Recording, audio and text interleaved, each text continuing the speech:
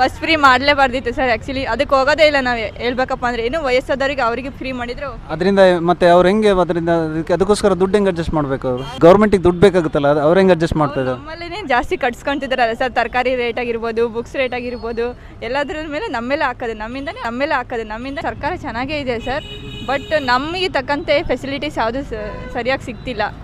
ಎಲ್ಲ ಅಂದರೆ ರಿಚ್ ಇರೋರು ಬರೀ ರಿಚ್ ಆಗೇ ಇರ್ತಾರೆ, ಪೂರ್ ಇರೋರು ಬರೀ ಹಂಗೆ ಆಗ್ತಾರೆ. ಯಾವುದೇ ಸರ್ಕಾರ ಬಂದರೆ ಏನು ಬಂದ್ರೂ ಅಷ್ಟೇ, ಬಡವರಿರೋರು ಬಡವರಾಗೇ ಇರ್ತಾರೆ, ಶ್ರೀಮಂತರಾಗಿ ಉಳಿತಾರೆ. ಎಲ್ಲ ರಾಜಕೀಯದ ವ್ಯಕ್ತಿಗಳು ಅವರವರೇ ಉಪಯೋಗಿಸ್ಕೊಳ್ತಿದ್ದಾರೆ. ಅವ್ರ ಸ್ವಂತ ಮನೆ ಬಳಸ್ಕೊಳಕ್ಕೋಸ್ಕರ ರಿಚ್ ಆಗ್ತಿದ್ದಾರೆ ಅಷ್ಟೇ. ಬಡ ಜನರಿಗೆ ಏನು ಕೊಡ್ತಿಲ್ಲ ಅಷ್ಟೇ. ಅದು ನಮ್ಮಲ್ಲಿ ಬರಬೇಕಲ್ವಾ? ನಾವು ಅದನ್ನು ಕೇಳೋಂಗೆ ಆಗಬೇಕಲ್ವಾ ನಾವು ಸಾಮಾನ್ಯ ಜನ? ಅಂದರೆ ನಾವೆಲ್ಲ ಕೇಳೋಕೆ ಹೋದರೆ ನಮ್ಮ ಮೇಲೆ ಪ್ರೆಷರ್ ಆಗ್ತಾರೆ ಸರ್. ಒಬ್ಬರಿಂದ ಏನೂ ಆಗಲ್ಲ, ಎಲ್ಲರೂ ಒಟ್ಟು ಕೊಡಲ್ಲ. ಎಲ್ಲರೂ ಅವ್ರವ್ರ ಕೆಲಸದಲ್ಲಿ ಬ್ಯುಸಿ ಇರ್ತಾರೆ. ಮತ್ತೀಗ ಹೊಸ ಹೊಸ ಕಾಲೇಜು ಸ್ಕೂಲ್ಸ್ಗಳೆಲ್ಲ ಆಗ್ತವೆ ಶ್ರೀಮಂತರಿಂದ ಮತ್ತು ಪೊಲಿಟಿಷಿಯನ್ಸಿಂದ. ಅವರೆಲ್ಲ ಒಳ್ಳೆ ಡೊನೇಷನ್ಸ್ ಎಲ್ಲ ಕಲೆಕ್ಟ್ ಮಾಡ್ತಾರೆ. ಹೆಚ್ಚಿಗೆ ಇದೆಲ್ಲ ಸಿಕ್ಕಾಪಟ್ಟೆ ಕಾಸ್ಟ್ಲಿ ಆಗಿದೆ, ಎಕ್ಸ್ಪೆನ್ಸಿವ್ ಆಗಿದೆ. ಅದ್ರ ಬಗ್ಗೆ ಏನಾದರೂ ಒಂದು ಲಿಮಿಟೇಷನ್ ತರಬೇಕು ಅಂತ ಅನಿಸುತ್ತಾ ನಿಮಗೆ? ಲಿಮಿಟೇಷನ್ ತರಬೇಕು ಸರ್. ಎಜುಕೇಷನ್ನೇ ಮಾರ್ಕೆಟಿಂಗ್ ಮಾಡ್ಕೊಂಡ್ಬಿಟ್ಟಿದ್ದಾರೆ. LKGಗೆ 15,000 ಹಂಗೆಲ್ಲ ಕೇಳ್ತಿದ್ದಾರೆ ಇವಾಗ ಫೀಸ್.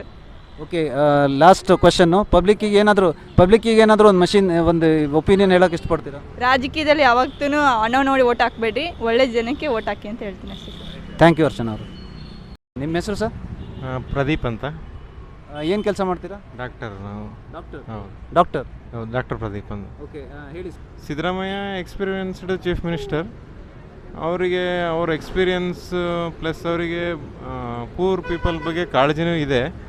ಅದೇ ಎಲ್ಲ ಸ್ವಲ್ಪ ಕನ್ಸಿಡರ್ ತುಂಬ ಮಾಡಿಕೊಂಡು ಲಾಸ್ಟ್ ಟೈಮ್ ಎಲ್ಲ ಕೊಟ್ಟಿದ್ರು.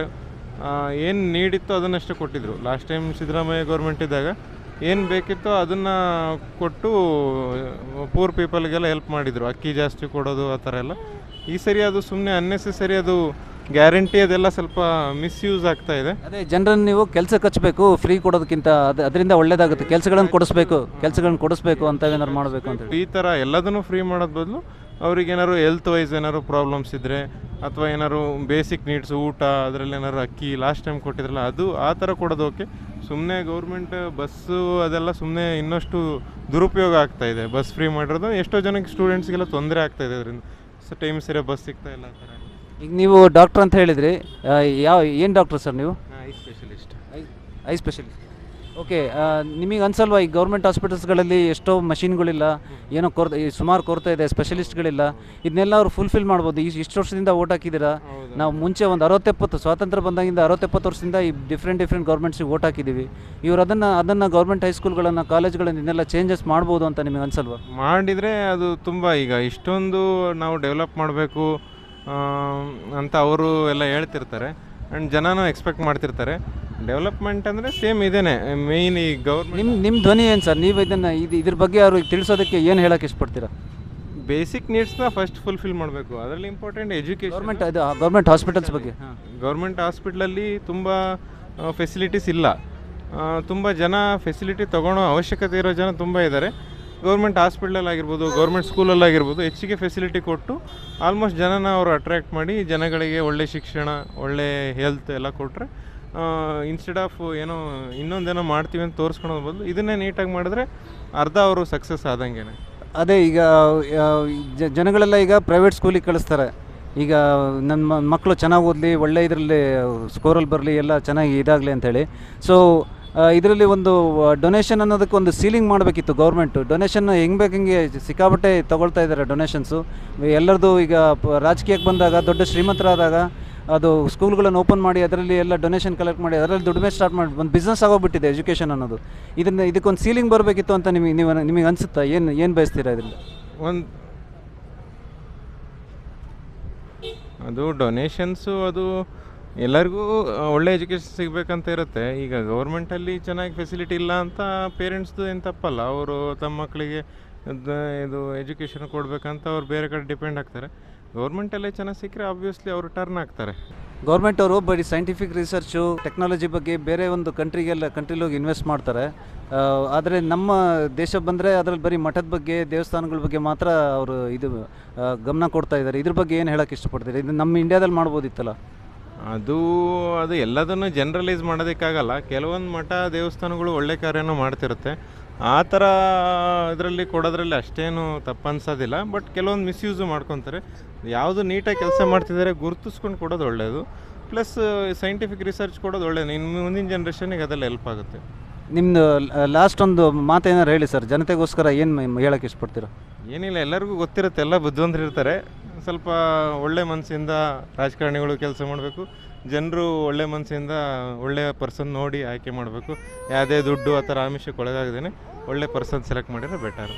Okay sir, thanks for your opinion. ಧನ್ಯವಾದಗಳು ಸರ್. ಸರ್, ನಮ್ಮ ಹೆಸರು ಅಶೋಕ್ ಕುಮಾರ್ ಅಂತೇಳಿ, ಏನು ಕೆಲಸ ಮಾಡ್ತೀರಾ? ಅರಗನಹಳ್ಳಿ ಅವರು, ಹರಿಹರ ತಾಲೂಕು ಅರಗನಹಳ್ಳಿ ಸರ್ ನಮ್ಮದು ಗ್ರಾಮ. ನಾವು ಬಿಲ್ಡಿಂಗ್ ಮೆಟೀರಿಯಲ್ ಸಪ್ಲೈ ಮಾಡ್ತೇವೆ ಸರ್. ಎಲ್ಲದಕ್ಕೂ ನಮಗೆ ಗೋರ್ಮೆಂಟ್ ಅದು ಫ್ರೀ ಕೊಡ್ತೈತಿ, ಇದು ಫ್ರೀ ಕೊಡ್ತೈತಿ ಅನ್ನೋದು ಬಿಡ್ಬೇಕು. ಕಾಯಕವೇ ಕೈಲಾಸ ಅಂತಂದು ಹೇಳಿ ದುಡಿಮೆಗೆ ನಾವು ಹೆಚ್ಚಿನ ಒತ್ತು ಕೊಡಬೇಕು. ನಾವು ಕಾಯಕದಲ್ಲಿ ತಲೆಯಿಂದ ನಮಗೆಲ್ಲದೂ ಸಿಗುತ್ತೆ.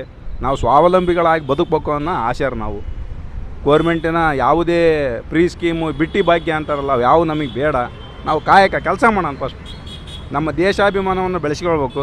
ಫಸ್ಟ್ ದೇಶಾಭಿಮಾನ ಇರ್ಬೇಕು. ಫಸ್ಟ್ ಒಂದೇದು ಏನಪ್ಪ ಅಂದರೆ ದೇಶಾಭಿಮಾನ ಇರಬೇಕು ಸರ್. ಕಾಂಗ್ರೆಸ್ನವ್ರು ಹೇಳ್ತಾರಲ್ಲ, ಬಡವ್ರನ್ನ ಉದ್ಧಾರ ಮಾಡ್ತೀವಿ, ಬಡವ್ರನ್ನ ಆಗ ಮಾಡ್ತೀವಿ, ಈಗ ಮಾಡ್ತೀವಿ ಅಂತಂದು ಹೇಳಿ 60ರಿಂದ 70 ವರ್ಷ ದೇಶ ಆಳಿದರು. ಆವಾಗ ಮಾಡಬೇಕಾಗಿತ್ತು ಬಡವರು ಅಂತ ಪ್ರತಿ ಸಲನೂ ಬಡವರು ಅಂತ ಹೇಳ್ತಾರೆ. ಆಮೇಲೆ ಈಗ ಒಂದು ಹೊಸ ಸ್ಲೋಗನ್ ಹಿಡ್ಕೊಂಡಿದ್ದಾರೆ ಅವರು, ಸಂವಿಧಾನ ಅಂತಂದು. BJP ಮೋದಿಜಿ ಸರ್ಕಾರ ಏನು ಸಂವಿಧಾನಕ್ಕೇನು ಅಪಚಾರವನ್ನು ಮಾಡಿಲ್ಲ. ಇನ್ನು ಆ ಸಂವಿಧಾನಕ್ಕೆ ಅತಿ ಹೆಚ್ಚಿನ ಬೆಲೆ ಕೊಟ್ಟಿರ್ತಕ್ಕಂಥದ್ದು, ಅತಿ ಹೆಚ್ಚಿನ ಅಂಬೇಡ್ಕರ್ ನಿರ್ನಾಮ ಸ್ಥಳಗಳು ಇರ್ಬೋದು, ಅವನ್ನೆಲ್ಲ ಅಭಿವೃದ್ಧಿ ಪಡಿಸಿರ್ತಕ್ಕಂಥದ್ದು ಮೋದಿಜಿ ಸರ್ಕಾರ. ನಮ್ದೇನಪ್ಪ ಅಂತಂದರೆ ಜನಗಳ ಸ್ಪಂದನೆ ಇರ್ಬೇಕು. ಜನಗಳ ಸ್ಪಂದನೆ ಏನಾಗೈತಪ್ಪ ಅಂದರೆ, ತಾಯಿ ತಂದೆಯದು ಗೌರ್ಮೆಂಟ್ ಸ್ಕೂಲಿಗೆ ಹೋಗಂಗಿಲ್ಲಪ್ಪ ನಮ್ಮ ಮಕ್ಕಳು, ಪ್ರೈವೇಟ್ ಸ್ಕೂಲಿಗೆ ₹1,00,000 ಡೊನೇಷನ್ ಆಗಲಿ ಕೊಟ್ಟು ಓದಿಸ್ತಕ್ಕಂಥ ಒಂದು ಮನೋಭಾವ ಬೆಳೆಸ್ಕೊಂಡ್ಬಿಟ್ಟಿದ್ದಾರೆ. ಗೌರ್ಮೆಂಟು ಅಂದ್ಬಿಟ್ರೆ ಇವ್ರಿಗೇನೋ ಕೀಳೆರಿಮೆ ಕಂಡಂಗೆ ಕಾಣ್ತಾರೆ. ಅದು ನಮ್ಮದು ಪಾತ್ರ ಇರ್ಬೇಕು, ಜನಗಳು ಸಾರ್ವಜನಿಕರದು. Thank you for your opinion sir. Jitendra Kumar ಅಂತೇಳಿ. ಏನು ಕೆಲಸ ಮಾಡ್ತೀರಾ? ನಾನು ಕಂಪ್ಯೂಟರ್ ಸೇಲ್ ಸರ್ವಿಸ್ ಮಾಡ್ತೀನಿ. ಹೇಳಿ ಸರ್. ಫಸ್ಟ್ ಬೆಲೆಗಳೆಲ್ಲ ಕಡಿಮೆ ಆಗ್ಬೇಕು, ತೆರಿಗೆಗಳೆಲ್ಲ ಜಾಸ್ತಿ ಇದಾವೆ, ತೆರಿಗೆಗಳೆಲ್ಲ ಕಡಿಮೆ ಆಗ್ಬೇಕು, ಶ್ರೀಸಾಮಾನ್ಯ ಬದುಕೋಂಥ ಒಂದು ವಾತಾವರಣ ನಿರ್ಮಾಣ ಆಗ್ಬೇಕು.